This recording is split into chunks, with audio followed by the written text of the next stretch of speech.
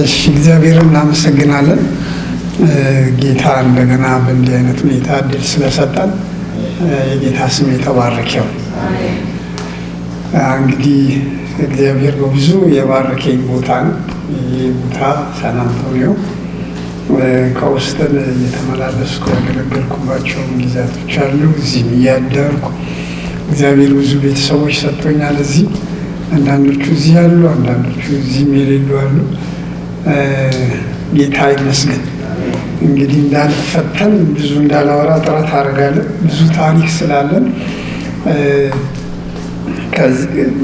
በዚህ ቤተ ክርስቲያን ምክንያት ብዙ አገልግሎቶች ተሰርተዋል። ብዙዎቹ ለጌታ መንግስት መጥተዋል። ብዙ ቤተ ክርስቲያኖችም ተተክለዋል። እንደምታውቁት ጌታ ይመስገን እና ሁሌም እንደምለው ወንጌል ቅርብ ቅርብ ሩቅ ሩቅ እንላለን እና በቅርብ ሩቅ በሩቅ ተሰብኳል። ጌታ የተባረከ ይሁን። አሁን ያለፈው 2 ሳምንት በፊት ሞያሌ የሚባል ቦታ ነበርን አብያተ ክርስቲያናት ጋራ የወንጌል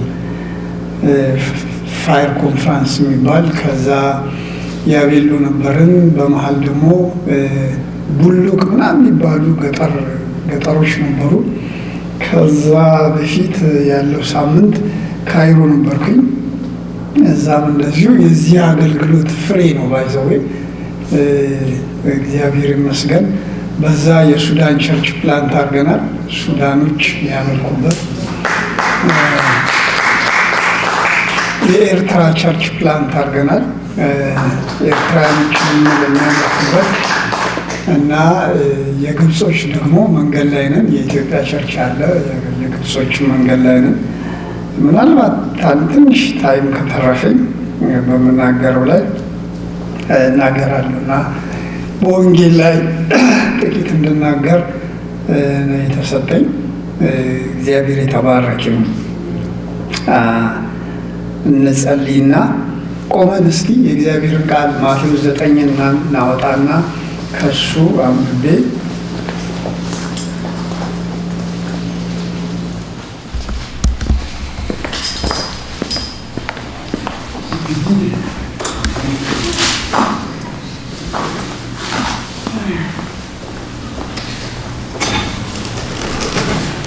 የአርቲፊሻል በጎነቱ ሲወድቀንም አይሆንም። ጌታ ይመስገን።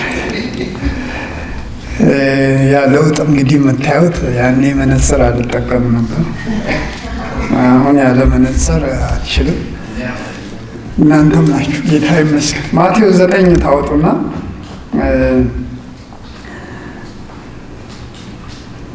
ዝማሬ ላይ እንግዲህ ሁሌም እንደሆነ አላውቅም አይመስለኝም። ዛሬ ዝማሬያችን ርዕስ ቢሰጠው ርዕስ በተሰጡት አንድ ርዕስ ምን እንደምትሉት ዙፋኑ ኢየሱስ ንጉሥ ነው ማለት እግዚአብሔር የተባረከ ነው እና ይሄ ንጉሥ የሆነው ኢየሱስ በመካከላችን አለ። ምዕራፍ 9 እናወጣና አብረን አንብበን ጸልያለሁ።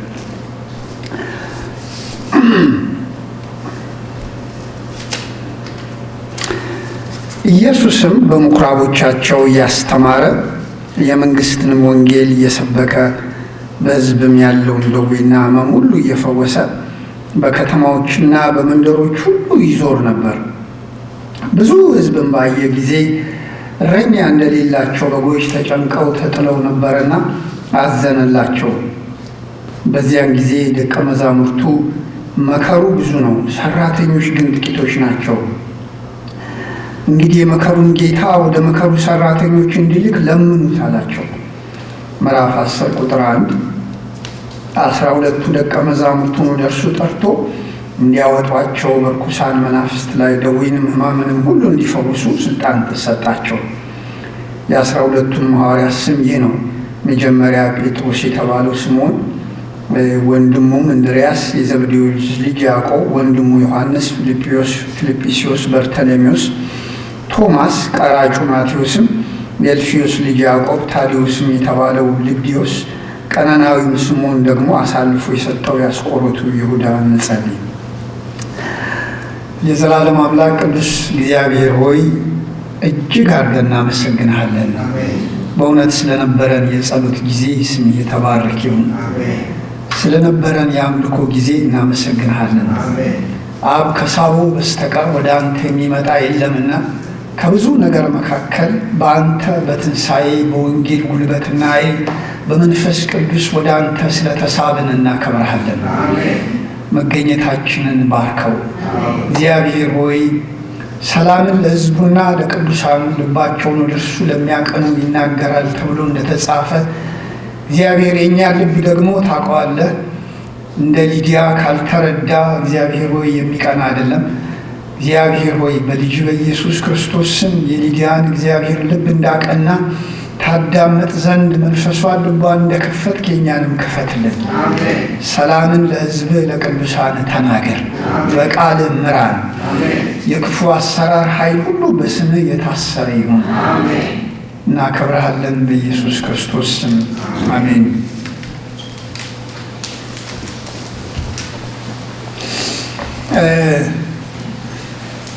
ሳን አንቶኒዮን አንዱ ሳስብ በጣም ያው ዳኒ አዲስ አይደለም። አንዳንዶቻችሁ ምናልባት ሳትሰሙ አትቀሩም ደጋግማችሁ። ሁሌ አንድ ቃል እናገራለሁ እና ስናገር ምን እላለሁ?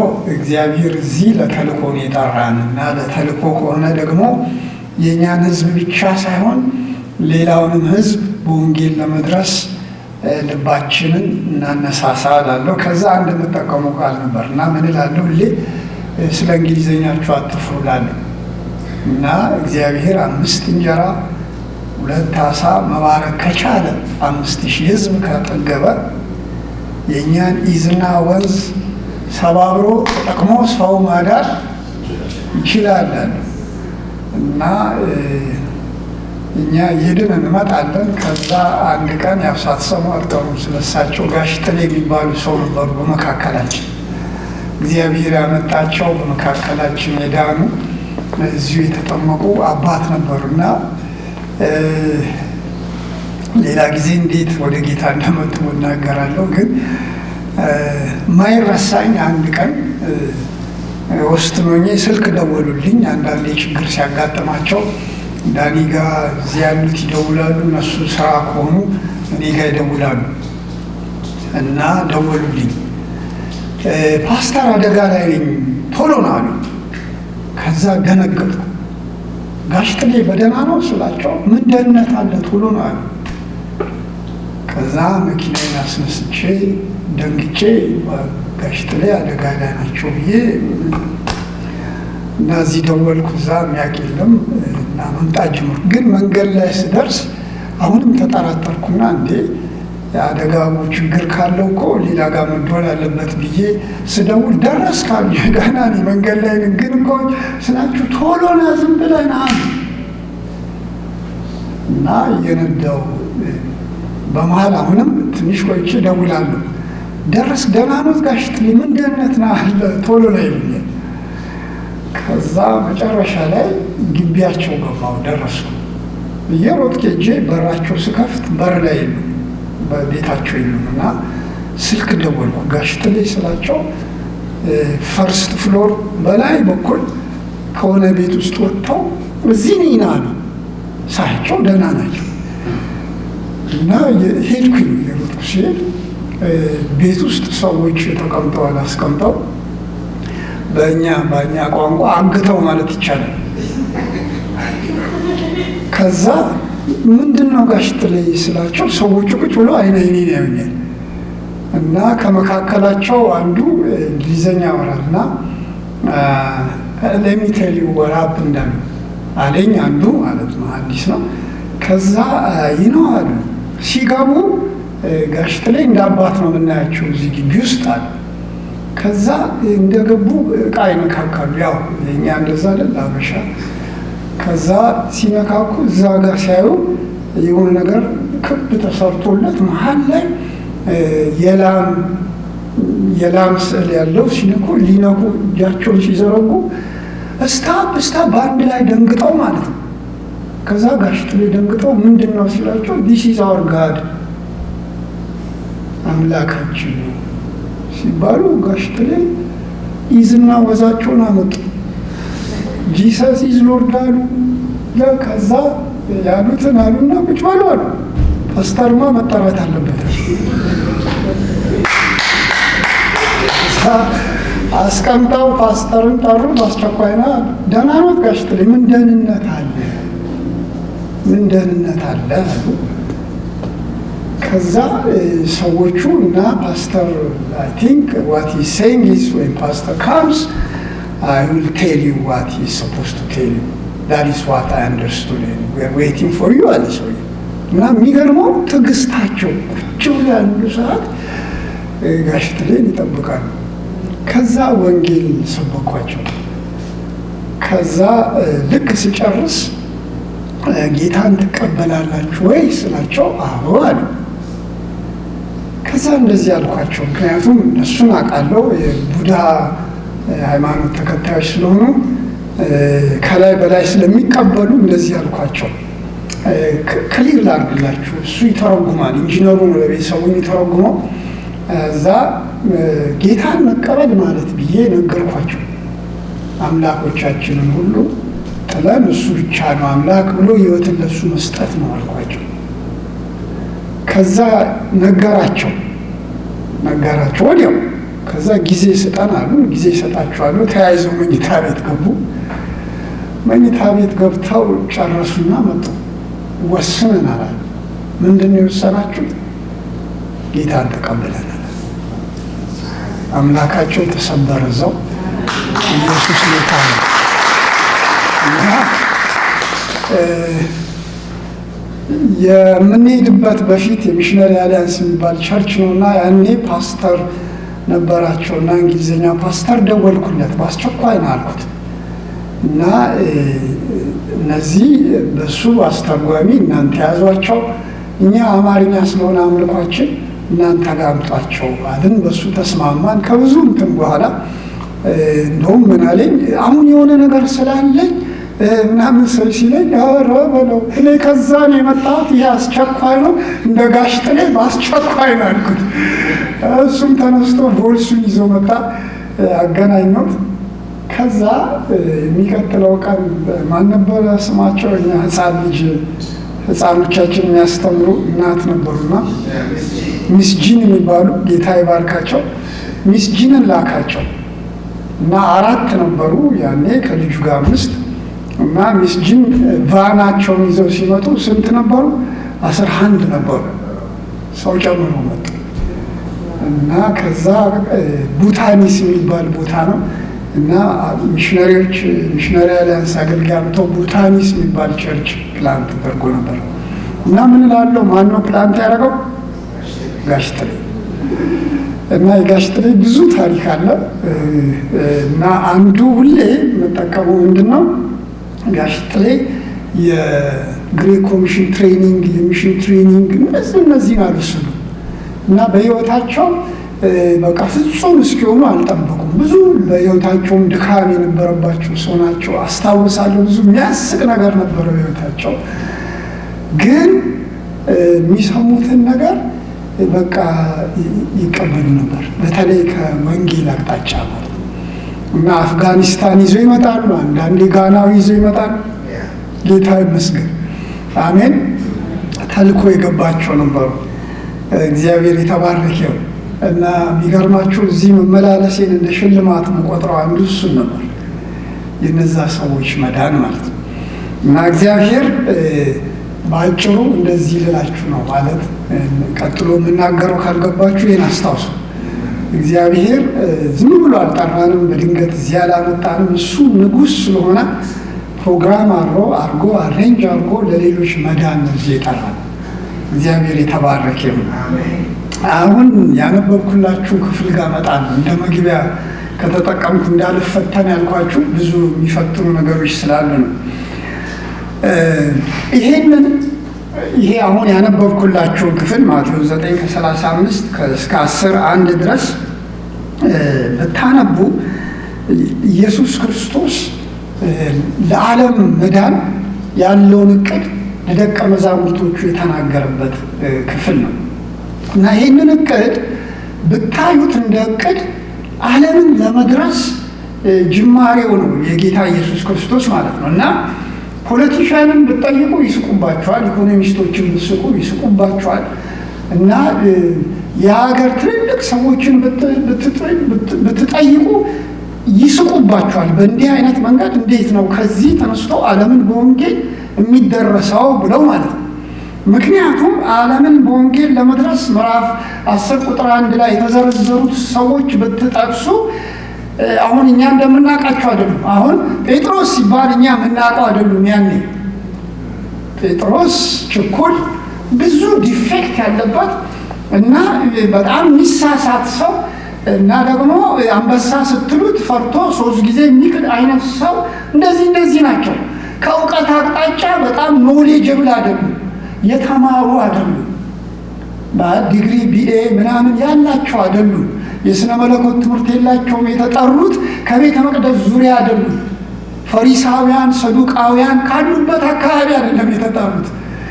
ኢየሱስንም እንኳን በዛ ዘመን ከየት አመጣው አልተማረም አይነት ነበር የሚሉት በዙሪያ ያሉት እና እሱ የጠራቸውም ሰዎች እንደዛ አይደሉም። ከዛ እሱ ብቻ አይደለም፣ ከአሳ አጥማጅነት ነው የጠራቸው። ያው ትዝ ይላችኋል አይደል? ገሊላ ማለት የዛን ዘመን ገጠር ባላገር ማለት ነው እና አንዳንዴ ሰምታችኋል ማለት ከጎንደር የመጣ ከጉጃ የመጣ ወይ ደግሞ ከገጠር ኢትዮጵያ የተለያየ ክፍል የመጣ ወደ ከተማችን እና አማርኛ ሲለምዱ አክሰንታቸው ይገልጣል። እነ ጴጥሮስም እንደዛ ነበሩ። አንተ ከዚህ አይደለም አክሰንት ይገልጣል የሚባሉ እና ብዙ በሚዛን ቢመዘኑ በቃ ከፍ ያሉ አልነበሩም። እና አንዳንድ ጊዜ ምን እላለሁ በዚህ ዘመን ፖለቲሻን ብቻ አይደሉም፣ የተማሩ ብቻ አይደሉም፣ ሚሊታሪ እንትኑ ስትራቴጂስት ብቻ አይደሉም። ይሄን እቅድ ዛሬ ቤተ ክርስቲያን ሳትስቅበት ሞይ ብዬ ሰጋል። ምክንያቱም ብዙ የተማርነን የሰለጠንነን ማንወስደው ትሬኒንግ የለም። ከዚህ የተነሳ ሁላችን አስተማሪ ሆንን ይመስለንና ሀሁን ግን የወንጌል ሀሁን እንረሳለን እና አንድ ዳኒ የሚጠቀሙ እንትን አለ። ቅርብ ጊዜም ትዝ ብሎኝ ለሌላም ሰው ተናግሬያለሁ እና አይምሮ ያውቃል፣ ልብ ያውቃል፣ እግር ግን እኮ እሺ አይልም አለኝ ስለ ወንጌል ስንነጋገር እና አንዳንድ ጊዜ ምናልባት በጣም ከመማራችን የተነሳ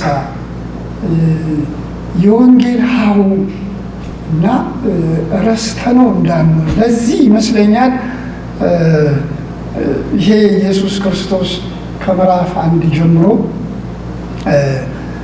ቢልድ አፕ እያደረገ እየገነባ ነው የሚነግረን። እዚህ ደስ ያለኝ ዛሬ የዘመርነው ዝማሪያችን ውስጥ ኢየሱስ ንጉሥ ነው፣ ዙፋኑን ያየነው አይደለም። የማቴዎስ ወንጌል ከሌሎቹ ይለያል እና ከወንጌላት ማለት ነው።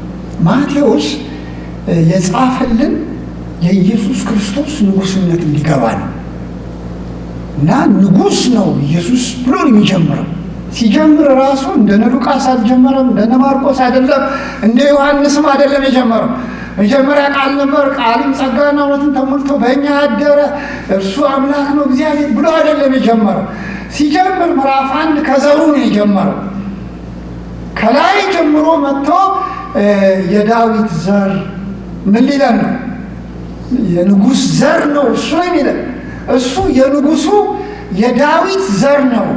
ልክ ሮሜ 1 ላይ ጳውሎስ እንደሚናገረው ማለት ነው። ከሙታን የተነሳውን ከዳዊት ዘር የሆነውን እንደሚለው እሱ የማዘር ነው፣ የዳዊት ዘር ነው ይለናል ምዕራፍ 1 ላይ። ምዕራፍ 2 ላይ ደግሞ እና አንድ የሚገርመኝ መጽሐፍ ቅዱስ ውስጥ ሁል ጊዜም እንዲሁ በቃ ማስጠነቅቀው ብዙዎችን እግዚአብሔር ቤት ውስጥ በጣም ይሄ ያደጋችሁ እንዳይመስላችሁ፣ ሁሌ ትህትና ይኑራችሁ፣ ትሑት ሁኑ፣ የምትማሩ ሁኑ፣ በቃ እንደዛ አትሁኑ እላለሁ። ለራሴ እፈራለሁ እና ምዕራፍ 2 ለምን መሰላችሁ? አንዳንዴ ቅርብ የሚመስሉ ሰዎች ሩቅ የሆኑና ሩቆች ደግሞ ይቀርባሉ። ምዕራፍ 2 ላይ ኢየሱስ ክርስቶስ ተወለደ።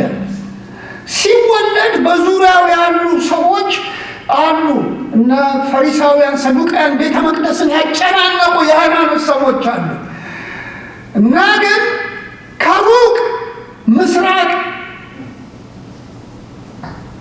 ሰብአ ሰገል የሚባሉ አስትሮኖሚ የሚያጠኑ ምናልባት ይባላል ምናልባት የነ ዳንኤል አገልግሎት ጨረፍታዎች ማለት ምንድነው? እነ ዳንኤል በዚህ አሕዛብ ምድር ላይ በነበሩ ጊዜ የሰበኩት ክርስቶስ ኢየሱስ ይመጣል የሚለው ተሸራርፎ ደርሶ የቀሩ ቅሬታዎች ሊሆኑ ይችላሉ። አስትሮኖመር ናቸው። ከዋክብትን ሌላ ያመልካሉ፣ ግን ደግሞ ይጠብቃሉ። እነሱም ንጉሱ ይወለዳል ብለው ከዛ ጠኑ። በከዋክብቱ ንጉስ ይወለዳል። ምን እንደሚል ታውቃላችሁ? አንዳንዶች ነገስታት ናቸው ይላሉ። ቅርብ ጊዜ ሳትማሩ አትቀሩም። ምንም ይሁኑ ምንም፣ ግን ያላቸውን ይዘው ሀብታቸውን ንብረታቸውን ይዘው ንጉሱን ሊያመልኩ በከዋክብት እየተመሩ መጡ። ከዛ ጠየቁ። ከተማው ሲገቡ አንዳንድ ጊዜ በአሁኑ ያስተዋልኩት ነገር አለና ገርሞኝ እንደ ከዋክብቱ እየመራቸው ትተውት ወደ ሄሮድስ ንጉሱ ቤት ምን ያስኬዳቸው? ተዉና ከዋክብቱን ለምን መሰላችሁ? በአይምሯቸው በልባቸው ንጉስ ከተወለደ መቼም የት ነው የሚወለደው? ነገስታት ቤት ነው አሉ። አንዳንዴ በግምት በተለምዶ የምናደርጋቸው ነገሮች አሉ። ለዚህ ነው ምን ብትማሩ ፓስተር ብትሆን ዲግሪ ቢኖር የእግዚአብሔርን ቃል በስርዓት አንብብ፣ የእግዚአብሔርን ቃል። ምክንያቱም ብዙ የሰው ሀሳብ አለ መድረክ ላይ ሁሉም ይሰበክ። ስለተሰበከ የእግዚአብሔር ቃል ነው ማለት አይደለም።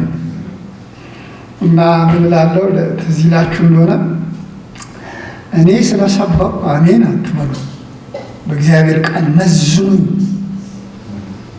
እና አሜን የምትሉት ልክ እንደ ቃሉ ሲሆን ነው። ምክንያቱም በተለይ ዛሬ ብዙ የሰው ሀሳብ አለ። የእግዚአብሔር ሀሳብ የንጉሱ ሀሳብ ነው። እነዚህም ሰዎች እንደዛ ይመስሉኛል። ሄዱ ወደ ሄሮድስ ቤት። ከዛ የተማረ ሁሉ ተሰበሰበ።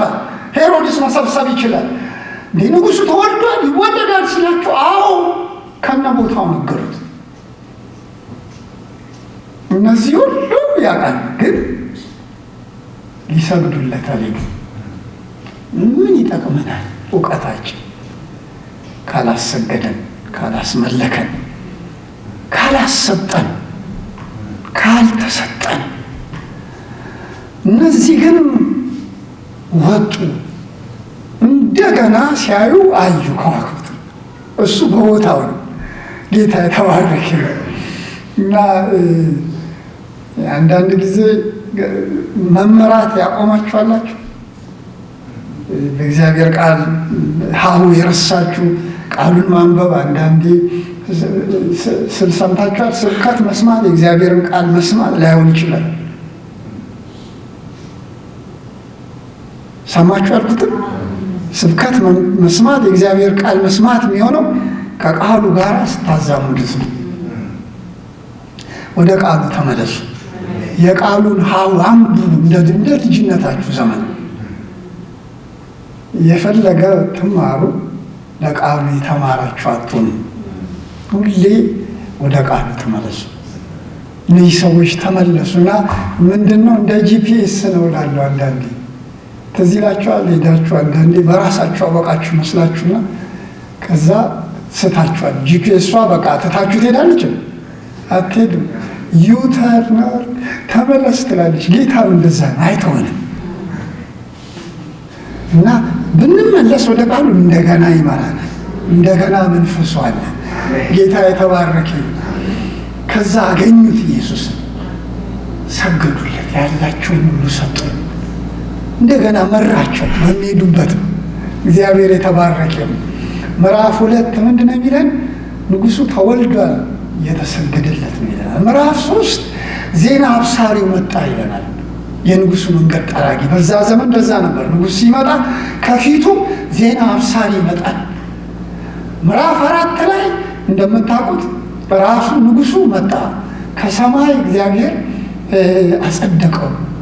እሱ ብቻ አይደለም፣ ንጉሱ ሰዎችን መረጠ። ሲመርጥ ማንን ነው የመረጠው? ያልተማሩ። ታውቃላችሁ፣ አንዳንድ ጊዜ ገርሟችኋል። ሲጠራችሁ መቼ እንደጠራችሁ አስታውሱ። አሁን የኔም በነገራችሁ እኔን ማን እስቲ ለአገልግሎት እንደኔ አይነቱን ማን ይጠራል? በምንም ሂሳብ የመጨረሻ ሰው ለአገልግሎት ማልታጭ እንኳን ያለ ዛሬ ማልታጭ። እግዚአብሔር ግን እንደዛ ነው። ምዕራፍ 5፣ 6፣ 7 ወደ ተራራ ወስዷቸው የንጉሱ ባይሎ ሕግ የሕገ መንግስት ሕግ አስተማራቸው። እንዲህ እያለ እንዲህ ተብሎ ተጽፏል እና ገርሟቸው ይሆን አስተውሎ ይሆን እንዲህ ተብሎ ተጽፏል እኔ ግን እላችኋለሁ ሲል ምን እያለ ለሙሴ ይህንን ሕግ የሰጠው ማን ነው? እኔ ነኝ እላችኋለሁ እያለ አስተማራቸው። የንጉሱ ባይሎ ቃሉ ነው። ምዕራፍ 8፣ 9 የንጉሱን ኃይል ገለጠ። ምዕራፍ 8 እና 9 ተአምር እያደረገ ዕውሮች ይመጡ ነበር ያድን ነበር፣ ሽባዎች ይመጡ ነበር ያድን ነበር። የሚገርማችሁ ስታነቡ ግን ምዕራፍ 8 ምን እንደሚል ታውቃላችሁ? የሚፈወሱት አብዛኞቹ አሕዛብ ነበሩ። የሮማው መቶ አለቃ ወይ አይሁዳዊ ሆኖ የተጣለ ለምጻም ወይም ደም የሚፈሳት ሴት፣ እነዚህ ማይታሰቡ ሰዎች ሩቅ የሚባሉት እነሱ ሲናገር ያምኑ ነበር። ቅርብ የሚባሉት ደግሞ ጥያቄ ጠይቁ ነበር። የሚገርማችሁ ምዕራፍ 9 አሁን ያነበብኩላችሁን ከማንበቤ በፊት ምን እንደሚል ላንብብላችሁ። ይሁት እንደዚህ ይላል። የእግዚአብሔር ቃል ያላቸው ቁጥር 34 ላይ እንደዚህ ይላል። እነርሱም ሲወጡ እነሆ ጋኔን ያደረበትን ዲዳ ሰው ወደ እርሱ አመጡ። ጋኔኑም ከወጣ በኋላ ዲዳው ተናገረ። ሕዝቡም እንዲህ እያለ በእስራኤል ዘንድ ከቶ አልታየም እያሉ ተደነቁ። ፈሪሳውያን ግን በአጋንንት አለቃ አጋንንትን ያወጣል። እነዚህ የተማሩ አይሁዶች ናቸው። ለሕዝቡ እግዚአብሔር መሪ አድርጎ ያስነሳቸው ሰዎች ናቸው። እነሱ ግን ሪጀክት አረጉት እና ኢየሱስ እንደዚህ ያለ መጨረሻ ላይ እነዚህን ምስኪን ደቀ መዛሙርት ሰብስቦ እንደዚህ አላቸው እና ይህንን ምን እለዋለሁ እንደ ክርስቲያን እንደ ቤተ ክርስቲያን ሁል ጊዜ በተለይ በዚህ ዓመት ለልባችን ቅርብ የሆነ የእግዚአብሔር የዓለም በወንጌል የመድረስ አጀንዳ ምንድን ነው ብትሉ እንደዚህ ይላል። በመጀመሪያ ኢየሱስም በምኩራባቸው እያስተማረ የመንግስትንም ወንጌል እየሰበከ በሕዝብም ያለውን ደዌና ሕመም ሁሉ እየፈወሰ በከተማዎችና በመንደሮች ሁሉ ይዞር ነበረ ይላል እና እንደው አዲስ ዓመት ስለሆነ እንደዚህ ይላችኋል እና ይሄንን የኢየሱስ ክርስቶስ ይሄ ንጉሱ ጌታ ለእነዚህ ደቀ መዛሙርት የሚናገረው ለእኛ የሚናገረው እኛን የሚለን ማለት ነው። ጌታ የተባረከ ይሁን እና በመጀመሪያ ይሄ ክፍል ሲጀምር እንዲህ ነው የሚለን ኢየሱስ ክርስቶስ ይልና አንድ ምን ያደርግ ነበር? ያስተምር ነበረ ይላል እና ያስተምር ነበረ ይላል። ሁለተኛ ምን ያደርግ ነበር? ወንጌልን እያበሰረ ይዞር ነበረ ይለናል። ሶስተኛ በሚዞርበት ቦታ ደግሞ ብዙ ኒድ ያለባቸው በሽተኞችን ያገኛል፣ ሕመምተኞችን ያገኛል። ምን ያደርግ ነበር? ምዕራፍ የተራራውን ስብከት ከጨረሰ በኋላ ምዕራፍ 8 እዚህ ይላችኋል። ለምጻም መጥተው ብትወድስ ልታነጻኝ ትችላለህ እና ሩቅ ቆሞ አይደለም ነስተሃል ያለ በእጁ ነክቶት ምን አደረገው? እወዳለሁ ብሎ ፈወሰለት። ጌታ የተባረከ እና ሶስት ነገር ከዚህ አንደኛ ኢየሱስ ክርስቶስ ያስተምር ነበር ይላል እና ኢየሱስ የአገልግሎቱን ረጅም ዘመን አንዱ ያሳለፈው በማስተማር ያስተምር ነበር። ምኩራብ ሲሄድ ያስተምራል፣ ቤተ መቅደስ ሲሄድ ያስተምራል። ማንን ነው የሚያስተምረው? አማኞችን ነው የሚያስተምረው እና አንደኛ ያስተምራል፣ ደግሞ ደቀ መዛሙርቱ ራሱ ምንድን ናቸው ታውቃላችሁ አይደል? ደቀ መዝሙር ማለት ነው ትርጉሙ ራሱ ማለት ነው ስቱደንት ማለት ነው፣ ተማሪ ማለት ነው።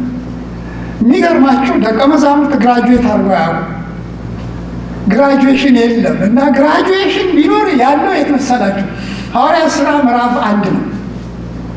እና ግራጁዌሽናቸው ቀን ትዝ ይላችኋል። ተሰብስበው ጌታ ሆይ ያሉት መንግስትን ለእስራኤል መቼ ነው የምትመልሰው?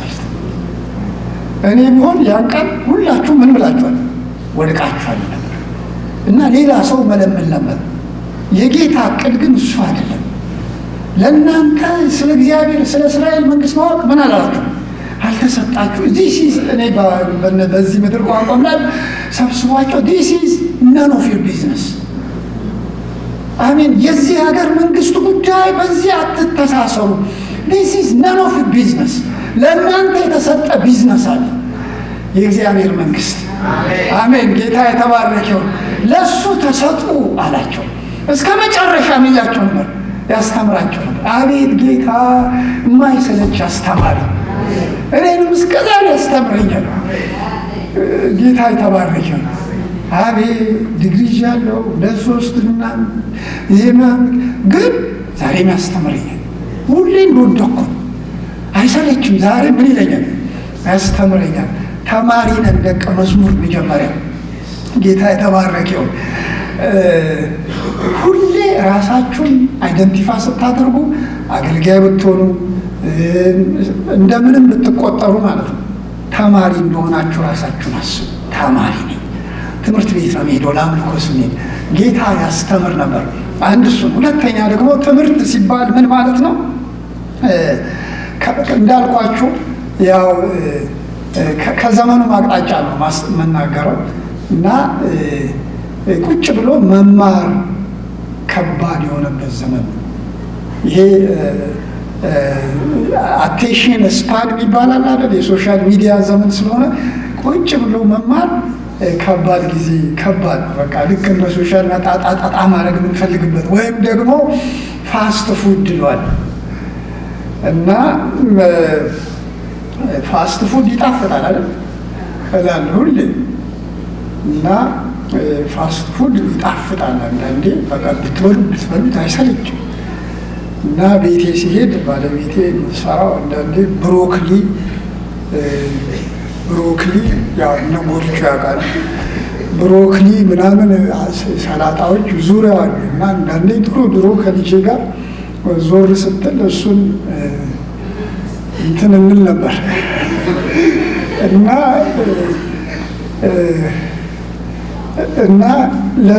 የሚገርመኝ አንዱ ምንድን ነው ግን ጤነኛ የሆነው ምግብ አንዳንዴ ጣፍጦ የማይገባው ላይ ግን ግዴታ መብላት አለብን። ጤነኛ ይሄ መንፈሳዊም እንደዚህ ነው። ይሄ ቿ ምንም ቃል ብትበሉት ብትጠጡት፣ ግን ቁጭ ብሎ በእግዚአብሔር ስርዓት መማር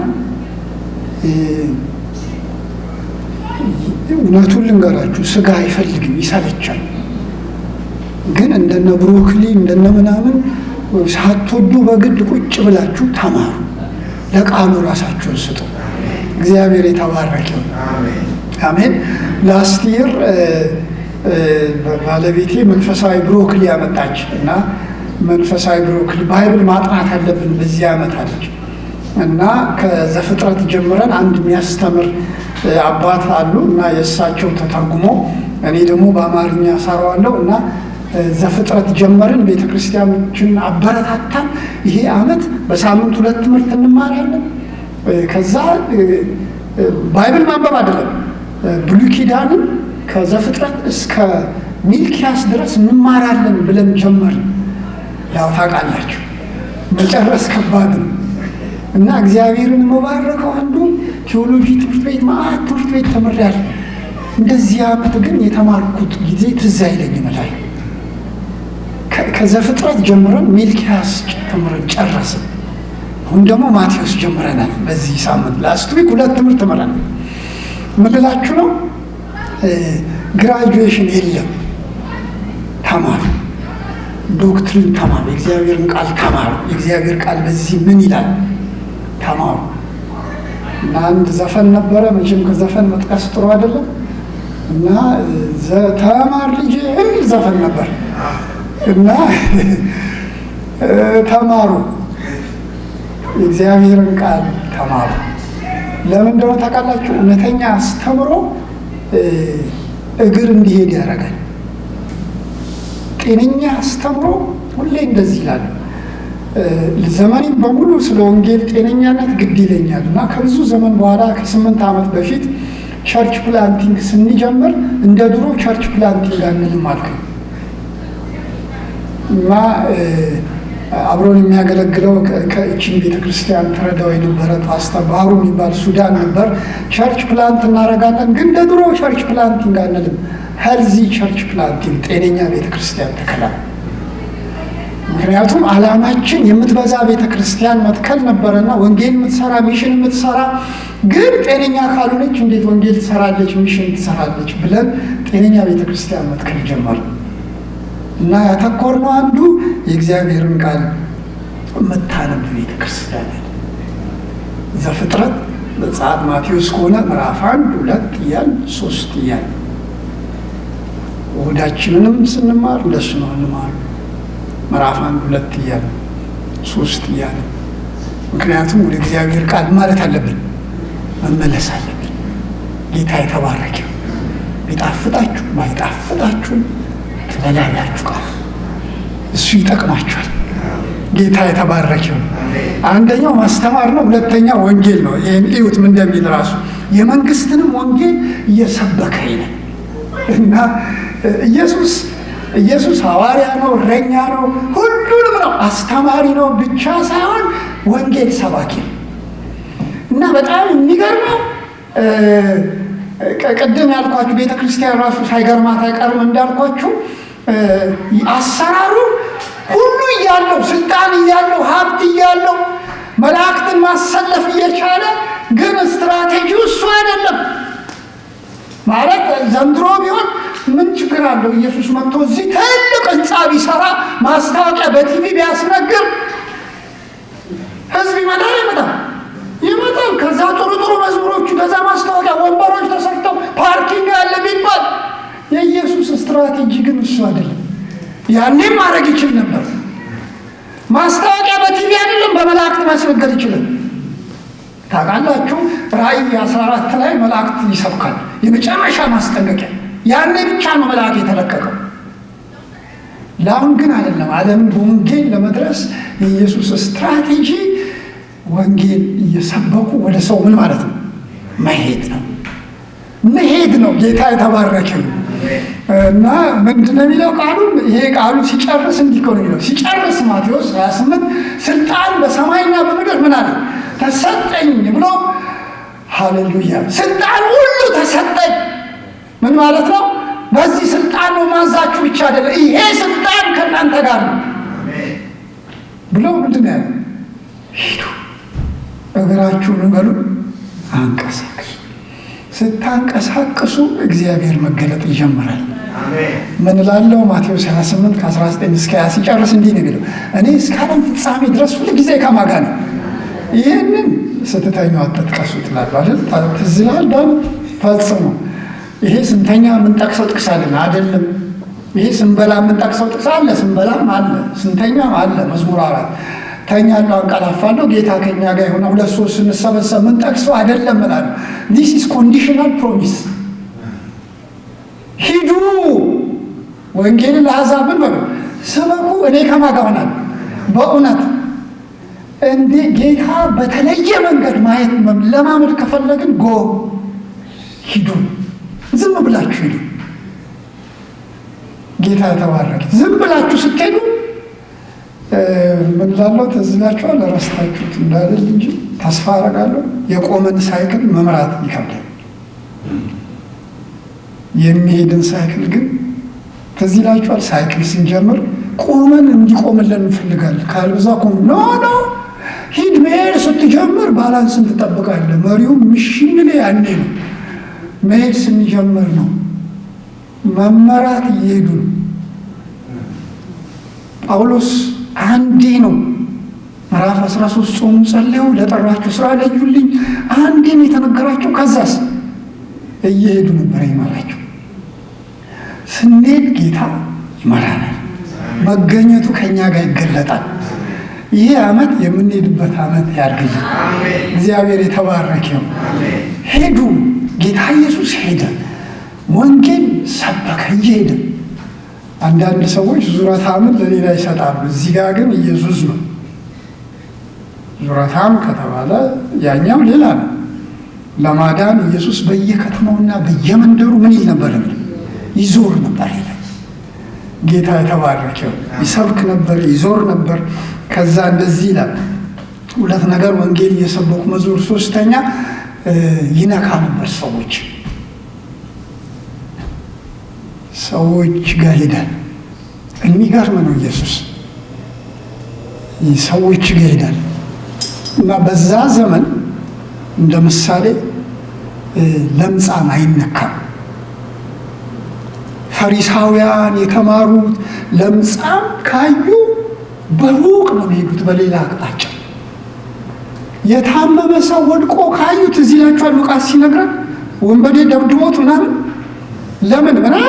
ምናልባት ሲነኩት እንኳን ከሞተ ምን ይላሉ? ይረክሳሉ። እንዳይረክሱ በሩቅ እንደዛ አንመስልም። ዛሬ እንደዛ እኮ ነው መስል እንዳንረክስ ይመስላል። አንነካካም። አንደርስባችሁም አትድረሱብን ይመስላል። እና መንካት አለብን። ኢየሱስ እንደዛ ነው። ዛሬ እሱ አይነካም።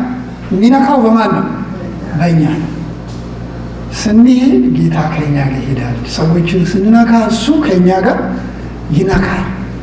እግሩ እኛ ነን፣ እጆቹ እኛ ነን፣ አይኖቹ እኛ ነን። ጌታ የተባረከው አሜን። ከዛ እንደዚህ ይለናል። ይሄ አገልግሎቱን የኢየሱስ ምሳሌያችን የኢየሱስ አገልግሎቱ ምሳሌያችን የኢየሱስ አገልግሎቱ እና ይህን ጥያቄ ብዙ ጊዜ ተጠይቄ አውቃለሁ፣ በጥሩም በበጎም። እና ምሳሌ የማደርገው ኢየሱስ የሚያደርገውን ነው የማደርገው። ብወድቅም ብነሳ በብዙም ቢሆን በጥቂቱ። እና አንዳንድ ጊዜ ቢሮ ተቀመጥ ብዬ አውቃለሁ። እዚህ ተቀመጥ ሰዎችን እንዴ እንደዛ የለም ቃሉ።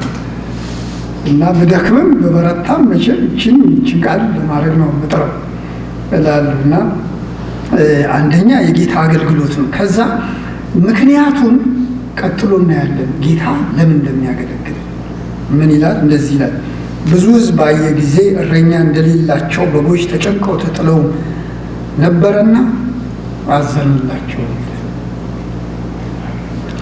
እና እንግሊዝኛው ያድ ኮምፓሽን ይላል። እና ኢየሱስ ክርስቶስ ለምንድን ነው ወደኛ የመጣው? ስለሚወደን ነው። በመጀመሪያ ከባህሪው እግዚአብሔር ፍቅር ነው። ፍቅር ይራራል፣ ፍቅር ያዝናል፣ ፍቅር ይሰማዋል። እንደዚሁ ማለት ነው ፍቅር ይራራል አይደል? አንደኛ ቆሮንቶስ 13 እዛ ላችሁ ስለ ፍቅር የተተነተነልን እሱ ነው። የታለ ፍቅራችን? እና አንድ ጥቅስ አለ ሁል ጊዜ ሰዎች የሚጠቅሱት፣ ሁሌ ከዚህ በፊትም ሳለው እንዳልቀረው ወገኖች አዳዲሶች እንዳይሰለቻችሁ ከዚህ ፊት ስላልኩት ብዬ ነው። እና ምን እላለሁ? በመጨረሻው ዘመን ፍቅር ይቀዘቅዛል በል ውስጥ አይደል? የመሆኑ አይቀርም። ግን ስለኛ ነው እንዴ ተነገረው? አይደለም። የኛ ፍቅር አይደለም ይቀዘቅዛል። እና የመምጣቱ ምልክት ፍቅር ይቀዘቅዛል የተጻፈው ለኛ አይደለም፣ ለአሕዛብ ነው። በመጨረሻው ዘመን ሰዎች ራሳቸውን ይወዳሉ፣ ፍቅር ይቀዘቅዛል፣ ገንዘብን የሚወዱ ይሆናሉ የሚባለው ሁሉ የተጻፈው ለቅዱሳን አይደለም። ግን የሚያሳዝነው ሁል ጊዜ ለዓለም ሊሆን የሚገባው እኛም ውስጥ ይገባል። አደጋው እሱ ነው። ምክንያቱም ጳውሎስ ይሄንን ብሎ እንደዚህ ነው ያለው፣ አንተ ግን ዓለም እንደዛ ነው። በውጭው ዘመኑ እንደዛ ነው። ዘመኑ ክፉ ነው። ጊዜው ክፉ ነው። ይሄ ይሆናል። አንተ ግን ምንን ተከተልክ? ፍቅሬን፣ ትዕግስቴን፣ ቸርነቴን፣ መሰጠቴን ተከተልክ ነው። እና ይሄ ፍቅር የሚያዝን ፍቅር ነው። የሚራራ ፍቅር ነው። ጌታ የተባረከው ኢየሱስ ከፍቅሩ የተነሳ ከማንነቱ የተነሳ እንዲሁ ይራራል። ኮምፓሽን አለው። በመስቀል ላይ ያስዋለው እሱ ነው፣ ፍቅሩ ነው። በዘላለም ፍቅር ወደደ። ጌታ የተባረከው። ለዚህ ነው ወደ እነዚህ ሰዎች ሁሉ የሚሄደው፣ ስለሚወዳቸው። አንድ እሱ ነው። ሁለተኛ ደግሞ የሰዎች ኒድ ነው። ሰዎች የሚያስፈልግ የሰዎች ያሉበት ችግር፣ መከራ፣ እስራታቸው እና ስሙኛውን ምለው ሰዎችን እስክትሄዱ ድረስ አታውቁም፣ እስክትሰሟቸው ድረስ አታውቁም። አንዳንዶች አመፀኞች ናቸው፣ አንዳንዶች መስማት ማይፈልጉ ናቸው። ግን ስትቀርቡ ስታዳምጧቸው እንደዛ አይደሉ። አታውቁም እንደሱ እስከሆነ ድረስ። ለዚህ ነው በተለይ በሰዎች በችግራቸው መድረስ ያለብን። ስንሄድ ስንሰማ ሰዎችን ስናያቸው በመካከላቸው ስንገኝ ርኅራኄ ያድርብናል። የእግዚአብሔር ፍቅር ርኅራኄ ያድርብናል። ጌታ የተባረከ ይሁን። አንድ ሸክም አለኝ እና ያለሁባት እናት ቤተ ክርስቲያን የነበሩ ያውቃሉ እና ከዛ አካባቢ የመጣው መስላቸዋለሁ እና ከሰሜን ማለት ነው። እና ለምን እንደሚመስላቸው ሸክም የተለየ ሸክም ስላለኝ በዛ አካባቢ እና በምንድን ነው የሆነው? አንድ ወቅት እንጸልይ ነበር ተማሪ ሆነና እግዚአብሔር በልቤ ያስቀመጠና ለመጀመሪያ ጊዜ ሲሄድ ባስ ይዞን ሄዶ እና ከተማው ጎንደር ከተማ ነው እና ባስ ስቴሽን ደረስን እና ከባስ ስቴሽን ስንወርድ ያየሁትን ሕዝብ እስከ ዛሬ ድረስ አይነ ህሊኔ ውስጥ አለ እና የነበረኝ አመለካከትና ህዝቡን እንደዚህ ባስ ስቴሽን ወርጄ ህዝቡን እንዲህ ሳይ፣ ገበሬውን፣ ልብሳቸውን፣ ፊታቸውን፣ ጉስቁልናቸውን ሳይ ቆሜ አለቀስኩኝ። እንደዚህ አይቼ አላቅም ነበር። እኔ አዲስ አበባ ነው ማውቀውና ከዛም ውጭ አላቅም ነበር እና ቆሜ አለቀስኩኝ። እግዚአብሔር አስደናቂ ርኅራኄ ሰጠኝ። ከዛ ወዲያ የተወለድኩበት ሀገር ነው ይመስለኝ እና እስከ ዛሬ ድረስ ወንጌል እንሰራለን። እዛ ለምንድን ነው? እግዚአብሔር አንዱ አሰራሩ እሱ ነው።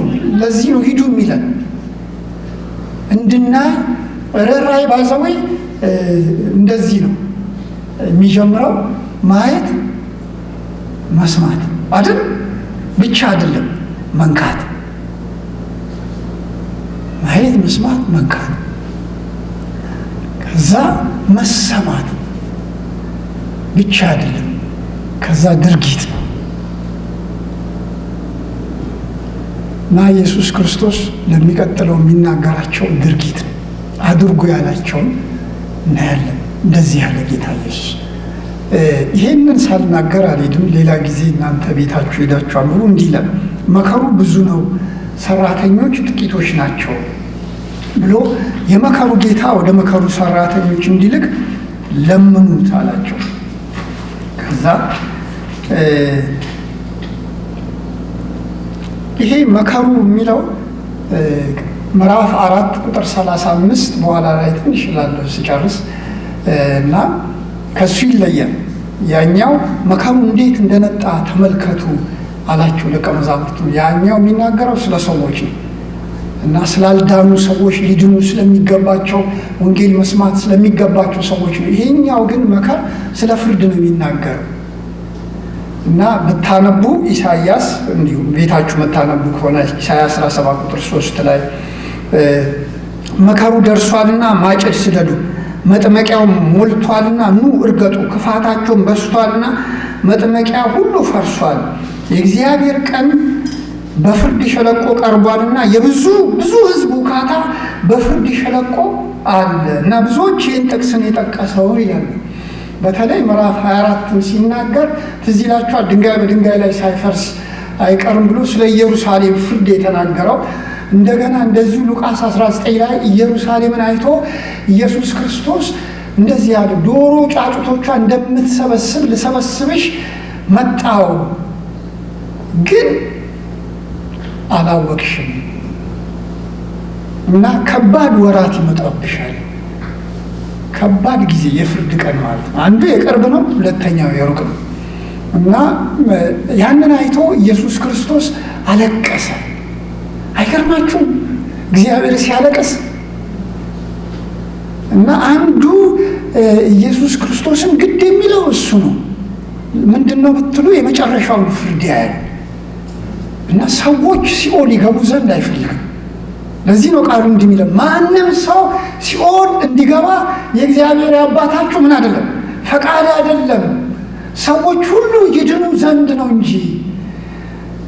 እና ዛሬም እግዚአብሔር እንደዚህ ነው። እና እስቲ አዳምጡ።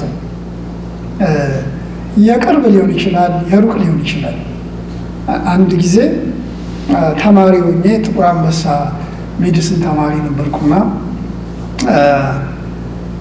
አንዲት ሴትዮ በጠና ታማ እነሱን ቴኬር ከሚያደርጉት አንዷ ያው ተማሪዎች አሉ፣ ተማሪዎችን አሰለጥናለሁ እና ወንጌል ስበኪያት እላታለሁ። እስቲ ልጸልይበት ትላለች፣ መሰክራለሁ ትላለች እቺ ልጅ እና ከተማሪዎች አንዱ ናት እና እሷን ቴኬር የምታረጋት የምታገኛት እና ያን ቀን ተዘጋጀች። ዛሬ ሬዲ ነኝ መሰክራለሁ አለች። ጸለይንላት ሄደች እና ስትሄድ ግን ሴትዮዋ አልነበረችም። ወስቱ ሌት እና እሷ ብቻ አይደለችም፣ እኔም እንደዛ ሆኛለሁ። እና ሰፈራችን ውስጥ ጠንቋይ ነበረችና ስለ አንዳንዴ ለአጋንንት የሚሰጥ እንትን እፈራለሁ። በጸሎት የሚሆን በምን አንዳንዴ ከሚገባው በላይ አትስጡት። አጋንንት ጌታ ትልቅ ነው። በእኛም ውስጥ ያለ ጌታ ምንድን ነው? እሱ ትልቅ ነው። ከየትኛውም ሰይጣን ኃይል ሁሉ ተደምሮ ቢመጣ በእግዚአብሔር ቤት ውስጥ ያለ የመጨረሻ ደካማ ክርስቲያን ያንበረክከዋል። ይሄ እውነት ነው። እና ያኔ ከሚባሉ የተነሳ በቃ ብዙ ጾም ጸሎት የሚያስፈልግ መሰለን። ብዙ በቃ ረጅም እና አደረግን። መጨረሻ ቀን ወስኜ ሲሄድ ሰው ተሰብስቦ በራቸው ላይ አየሁ። ማን መሰክር ተዘጋጅ የሄድኩበት ቀን ምንድነው? ሴትዮዋ ሄዳለች። ከዛ ያን ቀን ማታ የምስክርነት ቡድን አለንና ተሰብስበን በቃ በጣም ከማዘኔ የተነሳ ይህን አዘኔ ነገርኳቸው እና ዮሴፍ የሚባል ጓደኛ ነበረን። አያቱ ታመው ተኝተዋል ያኔ እና እሱ እኔ ስናገር ደነገጡ። ፕሮግራም አልጨረስም። አቤት እንደዚህ አይነት ሰው ብንሆን ዛሬ እንዴት ደስ ይለኛል። እና እንዴ እኔ ለአያቴ ልንጸልይ ያልኩ ሳልነግራቸው ሄድ ብሎ ተነስቶ ተስፈንጥሮ ሄደ እና ሳምንቱን ሙሉ አዘንኩ። የሚቀጥለው ሳምንት ስንመጣ ዮሴፍ ለምን እንደሄደ ሲነግረን ተስፈንጥሮ ሄዶ አያቱን መስክሩላቸው። አያቱም እንዳሉት ታውቃላችሁ፣ ልጄ ዮሴፍ በዘመኔ ሁሉ ስኖር ከሰማሁት ሁሉ የሚበልጥ ዜና ሰማሁ። እስከ ዛሬ የት ነበር ካሉት ጌታን ተቀበሉ። ያዜሙ ያፏቸው ፉጨት የኔና ወደ ጌታቸው ሄዱ። ማለት አንደኛ ሞት አለ፣ መቼ እንደሚወስዳቸው አናውቅም። ሁለተኛ ፍርድ አለ፣ የሲኦል ፍርድ አለ ወገኖች። እና አንዳንዴ እግዚአብሔር አይናችንን ቢከፍትና የሲኦልን ምንነት ትንሽ ቢያሳየን ደስ ይለኛል። እና ብናይ አንቀመጥም። ስለዚህ ያስፈልገናል እግዚአብሔር እንዲገልጥልን። ጌታ የተባረከ ይሁን።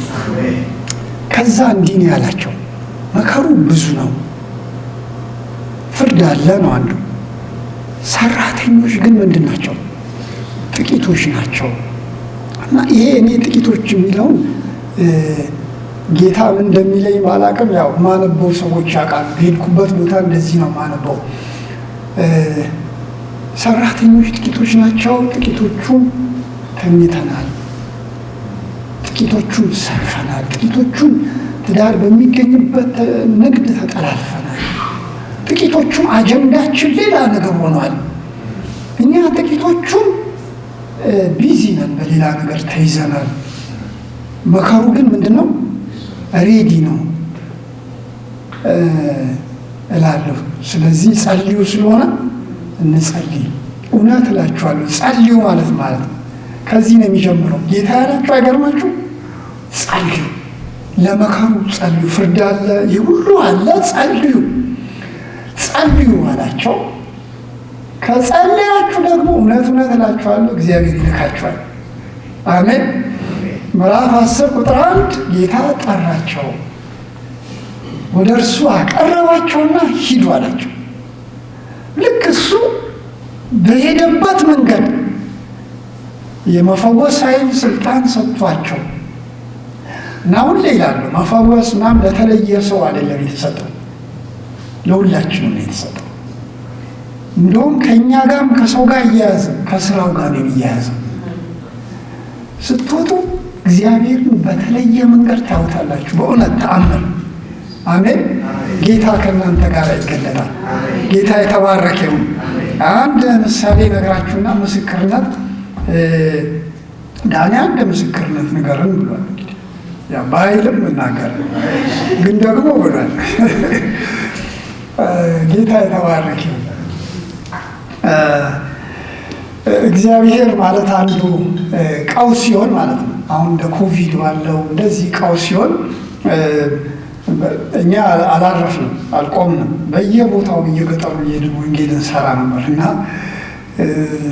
እግዚአብሔር ብዙ ድንቅ አሳይቶናል። እና አንዳንዴ እግዚአብሔር ያስተማረን ነገር ምንድን ነው? በወንጌል ስራ ውስጥ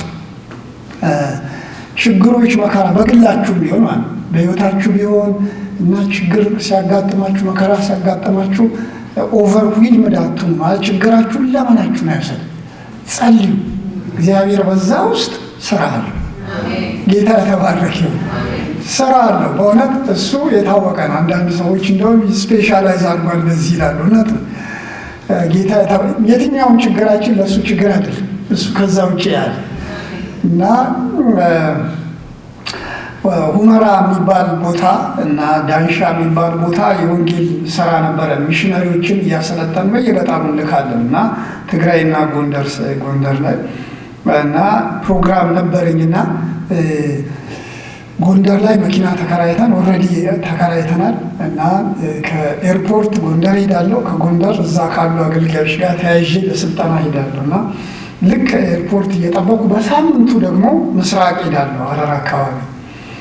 ከዛ እየጠበቅኩ ፍላይት ተሰርዟል አለኝ። ከዛ እንዴ ለምንድን ነው የሚሰረዘው ስላቸው ጦርነት ተጀምሯል አለ። ከዛ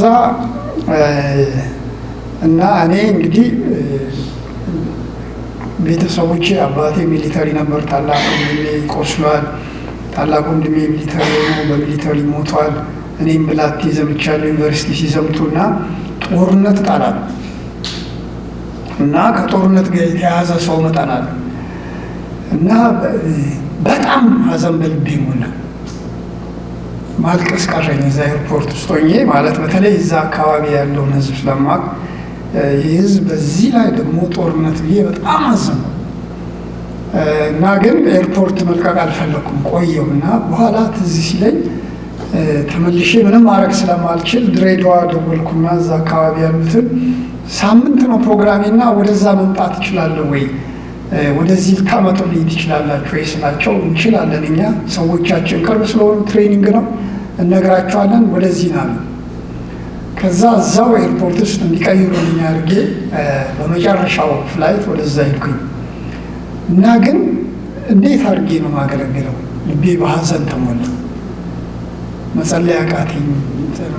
ከዛ እንዴ ወደዚህ ለመጣው ብዬ አሰብኩ። ከዛ ፍላይት ውስጥ ቁጭ ብዬ አንድ ቃል ይመጣ ነበር፣ ዓይንህን አንሳ መከሩ እንዴት እንደመጣ ተመልከት የሚል ማለት ነው።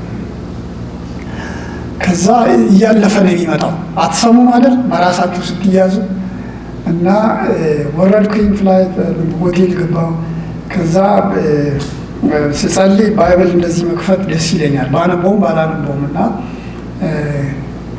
ከፈትኩኝና ተንበረከኩ። ስከፍት ዮሐንስ 4:35 ተከፍቶ ቁጭ ብሏል እና ሳየው መከሩ እንዴት እንደመጣ ተመልከቱ፣ ዓይናችሁን አንስታችሁ ምን በሉ ተመልከቱ፣ እንዴት እንደመጣ ተመልከቱ ይላልና ከዛ ድንገት ብልጭ አለልኝ። እግዚአብሔር አበራልኝ። ምን አየው? መከራ አየው። እኔ ለካ ጦርነት ነው አየው፣ ፖለቲካ ነው አየው ምናምን። እግዚአብሔር ለካ ምን እንደሚያየው መከራ እና ሰው ምን አየው? ከትግራይና ከጎንደር ሲፈልስ አየው ወደ ሱዳን። ከዛ ተነስቼ በአንዴ ሐዘኔ ተቀይሮ ምናምን ኤክሳይት ነው። እግዚአብሔር በዚህ ውስጥ ምን አለው? ስራ አለ። እግዚአብሔር አይሸነፍም። ማንም በቃ የሰው ክፋት አቆሞ እግዚአብሔር ስራ ላይ ነው። ከዛ ወዲያው ጓደኞቼ ጋር ደወልኩ። አብሮኝ የሚሰሩ አሉ። እነዚህ እዚህ የቆዩ ሰዎች ያውቃሉ። ኢትዮጵያ ውስጥ ጳውሎስ የሚባል ሰው ካለ እንደ ብሉይ ኪዳን ጳውሎስ ከማንም ጋር ወራረዳለሁ። ሰላም አብ የሚባል ልጅ ነው፣ የኢትዮጵያ ጳውሎስ ነው የምለው እና ደወልኩለት። እሱም በቃ ይህን ስራ መስራት አለብን ከጌታ ነው ኤክሳይት ነው። ባህሩ የሚባል አለ። እሱም ሚሽነሪ የነበረ ሱዳን ሚሽነሪያችን። እሱም በቃ ይሄ እግዚአብሔር ሀሳብ ምን እናድርግ ተባባለ። መጀመሪያ አብያተ ክርስቲያናት ሄደን ፓስተር ጻድቁ ሰብስበናቸው እንንገራቸው ይህን እኛ ያየነው እነሱ እንዲያው ሄደው ሰበሰቧቸውና ይህን አይተናልና በወንጌል እንግባ። ስትራቴጂ ሁሉ መጥቶልናል። ወዲያው በሱዳን በኩል በካርቱም እንገባለን፣ ሬፊውጂ እንጠብቃቸዋለን፣ ሲመጡ እንቀበላቸዋለን።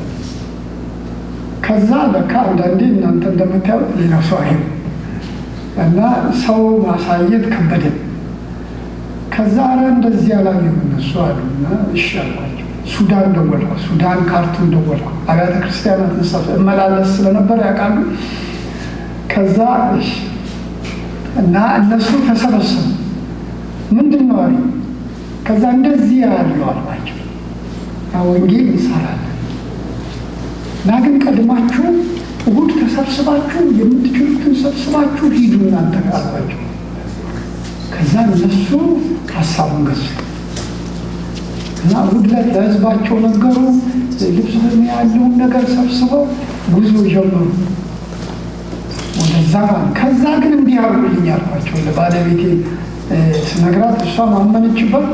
2 ሚሽነሪ ፈልጉልኝ እዛ ውስጥ የሚቀመጡ፣ ይህ ስፖንሰር እናደርጋቸዋለን። ከዛ መከሩ ብዙ ነው፣ ሰራተኞች ጥቂቶች ናቸው። እውነትም አንድ ዘመን ሰራተኛ አግኝተን ገንዘብ እናጣ ነበር። አሁን የሚገርማችሁ ገንዘብ አግኝተን ሰራተኛ እናጣለን። ለዚህ ነው የሚያስፈልገው ሰራተኞችን እንዲልክ ምን በሉ ለምኑ። እግዚአብሔር ሰራተኞችን እንዲያስነሳ ለምኑ። 5 ደቂቃ አለ። እሺ አይዟችሁ፣ 5 ደቂቃ አለ እና ጨርሻለሁ። ከዛ ሰራተኞች ፈልጉልኝ ብላቸው ከሱዳን ይሁን ከኢትዮጵያ ጎንደር ደወልኩ፣ እዛ በዛ እና ሰው አጣው። እኔ ሬዲ ነኝ ለመላክ ግን ሚሽነሪ አጣው። ለማንኛውም ምን ሆነ፣ ካርቱም ያሉት ተሰብስቦ ሄዱ። እንደተባለው ሰላማ የሚባለው ሰው ቀድሞ እዛ ደርሶ ካርቱም ገብቶ ሬፊውጂ ገብቷል። እና አሁን እንደዚህ ይላሉ እዛ ሬፊውጂ ያሉት። እኔ ስናገር በኋላ ዩኤንኤችሲአር ብቻ ነው የቀደመን ስል ካይሮ ሲሄድ አግኝቻቸው ምናምን ዩኤንኤችሲአር አልቀደማችሁ አሉ። እናንተ ናችሁ መጀመሪያ የመጣችሁ ከዩኤንኤችሲአር በፊት አለ። ከዛ ያን ቀን እችን ልንገራችሁ ጸሎት እንደሚሰራ መጸለይ ጀመርን እና ያን ቀን ማታ ስልክ ተደወለልኝ። ሚድናይት ነበር። ከዛ ተነስቼ ስልክ ሳነሳ አንድ ሚሽነሪ ጠፍቶብናል፣ የት እንደሄደ አናውቅም። አንደኛው ተወግሮ ተደብድቦ ወደ ደሴ ተመልሷል። አንደኛው ግን በቃ ሞቶ ይሁን በሕይወት ይኖር አናውቅምና ስልክ ሳነሳ ሄሎ ስል ፓስተር ጳውሎስ ነኝ። ጳውሎስ ሴቱ እዛ ማይካድራ አካባቢ ሚሽነሪ ነው። ማነው ስልኬን የሰጠህ? እንደዚህ ጎንደር ስደውል ስልክህን ሰጠህ። የት ነው ያለው? ስለ አሁን ሰው እንዳለ የት ነው ያለው? ስለ ሬፊጂ ውስጥ ነኝ ያለ። ከዛ ቀጥሎ እንዳልኩ ስንት ሰው ነው ፈልገው ከአንተ ጋር ሌላ አለው የአገልጋይ ስለው ይኸው ዮናስ አጠገቤ ነው ያለው። ሁለተኛው ሚሽነሪ በቃ አሁን ምንድን ነው ያስፈልጋችሁ? ሴልፉን ቴሌግራም ማቴሪያል ስለው ከተል ላክንባቸው ጭነን ወንጌል መስራት ጀመረ። ከዛ ወደ 3-4 ሬፊውጂ 4ቱንም ተቆጣጠር። ሰዎች መዳን ጀመሩ፣ ማጥመቅ ጀመሩ። በርሜል ውስጥ ውሃ በቆም ነበር የምናጠምቀው፣ ተኝቶ እንዳይመስላቸው በቆም። ከዛ ገጋሪፍ የሚባል ሴንተር አቋቋም። እኔም ተመላልሻለሁ ብዙ ጊዜ። ከዛ ሚሽነሪዎቹን እየሰበሰብን እዛ ትሬኒንግ እያደረግን መስራት ጀመረ። እግዚአብሔር ድንቅ ነገር አደረገ፣ ብዙዎችን አዳነ። እግዚአብሔር በምን ላይ ነው? እቺን ልበላችሁ፣ እግዚአብሔርን ባክና ከሩቅ ቦታ የምንለው አይደለም። በእውነት የምታዩትን ነገር ልንገራችሁ። ስንወጣ እግዚአብሔርን ወረዲ ስራ ላይ እናገኘዋለን። የሰዎችን ልብ ያዘጋጃል፣ እኛንም ይመራናል። ስለዚህ ውጡ። ብነግራችሁ ብዙ ነገር አለ። ጌታ የተባረከው። ጨርሻለሁ። ከ5 ደቂቃ አንድ ናት የቀረች። ከዛ ከጥቂት ደቂቃ ደግሞ ሱዳን ጦርነት ተነሳ። አሁን ልምዱ ስላለን ምን አልክ? መከሩን አይነን አንሳና መከሩን መንበል። ሱዳኖችን የምንደርሰው ዛሬ ማልክ። ከዛ 3 ቦታ አትፈለሱ፣ ወደ ቻድ፣ ወደ ካይሮ፣ ወደ መተማ። ከ3ቱ 2ቱን ታርጌት አረግን፣ መተማ፣ ካይሮ። መተማ ሚሽነሪ ላከ በቋንቋቸው፣ ካይሮ ላይ በቋንቋቸው ሚሽነሪ ያዘጋጀ። ሲመጡ ተቀበልናቸው፣ ወንጌል ሰበከ። አሁን ሲመጣ ከ3 ሳምንት በፊት 18 ሱዳኖችን አጠመቀ።